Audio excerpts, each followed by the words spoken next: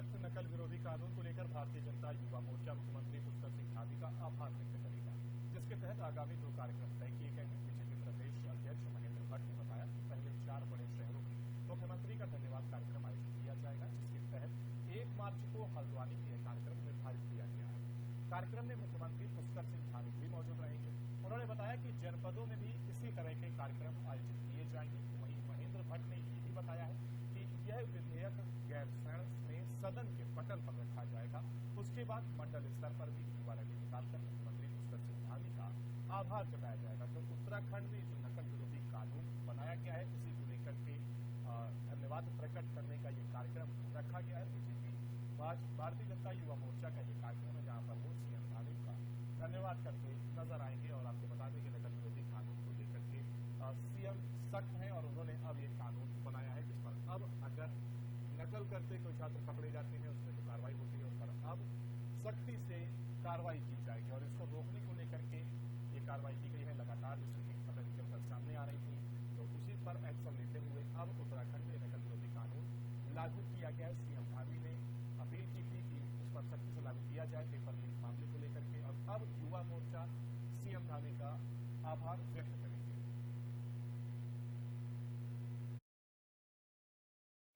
उत्तराखंड के अंदर देश का सबसे कठोर कानून नकल विरोधी कानून आया है। युवाओं का विश्वास से बड़ा है और अभी तक जो प्रतिभाएं कुंठित होती थी, उनके अंदर विश्वास जागृत हुआ है। और क्योंकि हमारे युवा मोर्चे के साथियों ने तय किया है कि मुख्यमंत्री जी का इस विषय को लेकर आभार व्यक्त करेंगे, 2 प्रकार के कार्यक्रम इस दिशा में लिए हैं। एक तो 4 स्थानों पर हम बड़े अपने युवा सम्मेलन और आभार रैली के रूप में करेंगे, जिसमें 1 तारीख को हल्द्वानी में एक कार्यक्रम रहेगा, जिसमें माननीय मुख्यमंत्री जी रहेंगे। इसके बाद जिस दिन ये विधेयक कानून बनेगा, विधानसभा के अंदर वाराणसी में आएगा, उसी दिन श्रीनगर में हम मुख्यमंत्री का आभार व्यक्त करेंगे। इसके साथ साथ सभी जनपदों में हमारे प्रत्येक मंडल में हमारे युवा मोर्चे के साथी युवाओं के साथ मुख्यमंत्री का आभार की रैलियाँ हर मंडल में निकालें। ये उसका एक हमने स्वरूप अभी तक बनाया है। अच्छा, उत्तराखंड के अंदर देश और चारधाम यात्रा को लेकर प्रशासन अलर्ट हो गया है। बताया जा रहा है कि चारधाम यात्रा में प्रतिदिन श्रद्धालुओं के दर्शन करने की संख्या बढ़ सकती है। 21 फरवरी को मुख्यमंत्री पुष्कर सिंह धामी की अध्यक्षता में होने वाली बैठक में यह निर्णय लिया जा सकता है। उत्तराखंड पर्यटन विभाग ने प्रस्ताव तैयार किया है। पिछली बार चारधाम यात्रा में रिकॉर्ड श्रद्धालुओं के चलते इस साल सरकार संख्या बढ़ा सकती है। आपको बता दें कि बद्रीनाथ धाम में प्रतिदिन 18,000, केदारनाथ धाम में 15,000, गंगोत्री धाम में 9,000 और यमुनोत्री धाम में 5500 श्रद्धालुओं को प्रतिदिन दर्शन कराने का प्रस्ताव है। इस साल 22 अप्रैल से चारधाम यात्रा शुरू हो रही है।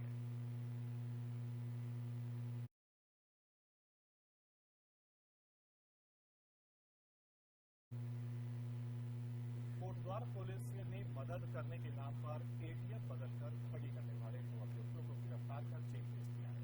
15 फरवरी को मानपुर के रहने वाले एक व्यक्ति ने एसबीआई में उनकी मदद करने के बहाने एटीएम बदलकर 65,700 की धनराशि अपने खाते में निकालने की सूचना उन्होंने कोटद्वार थाने में दी।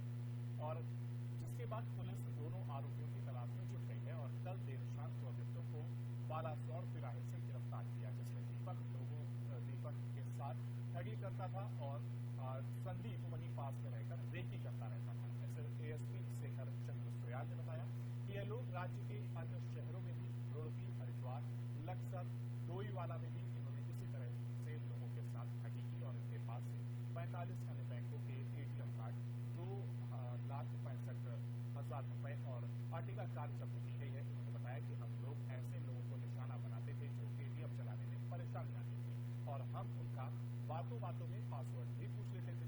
दोनों को कोटद्वार पुलिस ने दोनों अभियुक्तों को न्यायालय में पेश कर जेल भेज दिया है।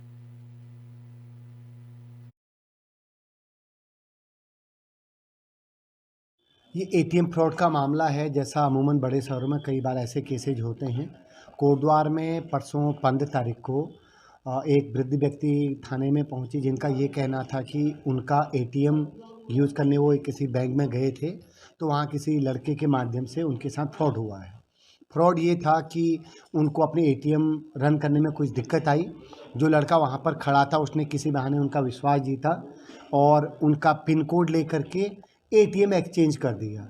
एटीएम एक्सचेंज का मतलब उन वृद्ध व्यक्ति का एटीएम अपने पास ले लिया और कोड वो जान चुका था उनसे बात करने के बाद, और उन अपना कोई फर्जी एटीएम उनको दे दिया।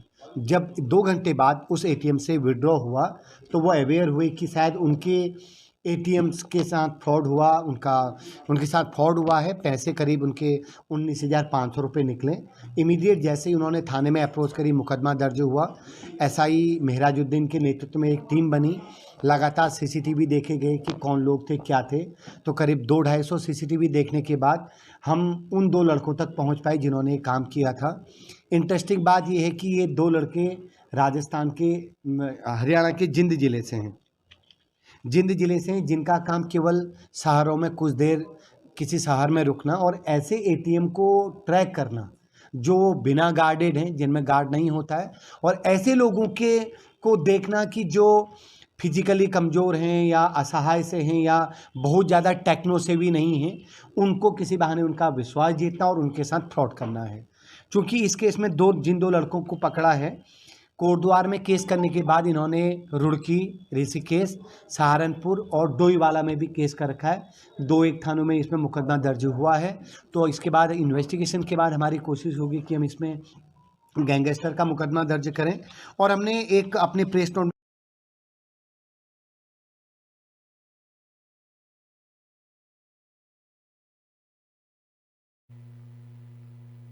अल्मोड़ा पहुंचे सांसद अजय टमटा ने केंद्र सरकार के वस्त्र मंत्रालय द्वारा आयोजित गांधी ग्राम शिल्प उद्योग प्रदर्शनी का शुभारंभ किया।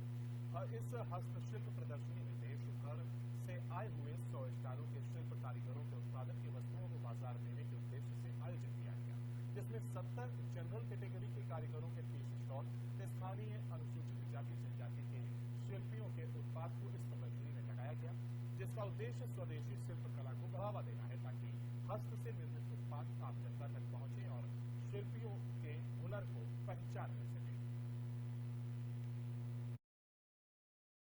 गांधी ग्राम शिल्प उद्योग के माध्यम से विभिन्न प्रकार के जो हस्तशिल्प कारीगर हैं उनके द्वारा यहाँ 100 स्टॉलों को लगाया गया है। ऐसे जो क्लस्टर हैं जो देश भर से आए हैं उन सभी के उत्पाद बिकें और उनको फ्री यहाँ पर स्टॉल दी जाती है भारत सरकार के माध्यम से। 100 दुकानों का आवंटन किया गया है। 70 दुकानें जो है वो जनरल कैटेगरी के ऐसे क्लस्टर जो काम करने वाले कारीगर हैं उनको दी गई है। 30 ऐसे शिल्पकार बंधु जो अनुसूचित जाति से संबंधित है उनको दिया गया। ये एक प्रकार की भारत सरकार की महत्वाकांक्षी योजना है, टेक्सटाइल मंत्रालय के, वस्त्र मंत्रालय के माध्यम से मिलने वाली, और इसके माध्यम से कारीगरों के कार्य को भी बढ़ावा मिलता है, प्रसार को भी बढ़ावा मिलता है और स्वदेश निर्मित उत्पाद को भी बढ़ावा मिलता है, और जो हमारे हस्तशिल्प कारीगर हैं उनके हुनर को भी प्रोत्साहन मिलता है। ये अपने आप में भारत सरकार की बहुत महत्वाकांक्षी योजना है।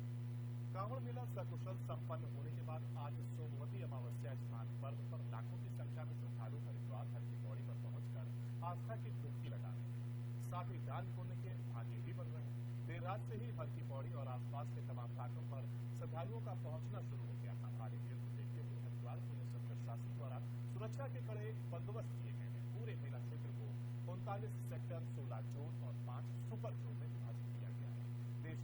देश भर से ही हर की पौड़ी ब्रह्मकुंड पर श्रद्धालुओं का पहुंचना शुरू हो गया था। सुबह होते ही हर की पौड़ी और आसपास के तमाम घाटों पर श्रद्धालु आस्था की डुबकी लगा रहे हैं। गंगा स्नान करने पहुंचे श्रद्धालुओं का कहना है कि सोमवती अमावस्या स्नान पर्व पर गंगा स्नान, दान पुण्य, पीपल की पूजा करने से घर में सुख शांति रहती है और मन शांत हो जाता है। आज गंगा स्नान करने के बाद हमें काफी अच्छा लग रहा है। आज सोमवती अमावस है। सोमवती अमावस का स्नान करने से, दान पुण्य करने से, पीपल की पूजा करने से घर में सुख शांति आती है और मन शांत रहता है और अच्छा लगता है। बहुत अच्छा लग रहा है। आज सोमवती और उत्तराखंड में जल्द ही भीषण गर्मी दस्तक दे सकती है। मौसम ने जानकारी इस बात की और इशारा कर रहे हैं कि कई दिनों से मौसम साफ बना हुआ है। हालांकि सुबह और रात हल्की ठंड बनी हुई है, लेकिन आने वाले दिनों में मौसम में गर्मी का असर दिखने वाला है। फरवरी में भीषण गर्मी सहने के लिए तैयार हो जाइए। जिस तरह का मौसम बन रहा है उससे अंदाजा लगाया जा सकता है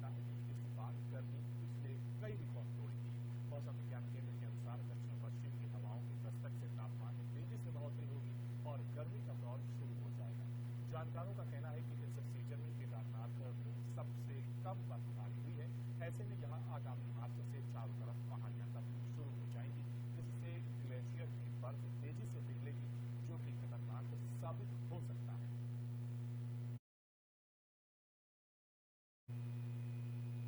और इसी के साथ उत्तराखंड से जुड़ी हुई खबरों में फिलहाल इतना ही। बाकी की तमाम अपडेट के लिए और अपने शहर से जुड़ी हर छोटी बड़ी जानकारी को जानने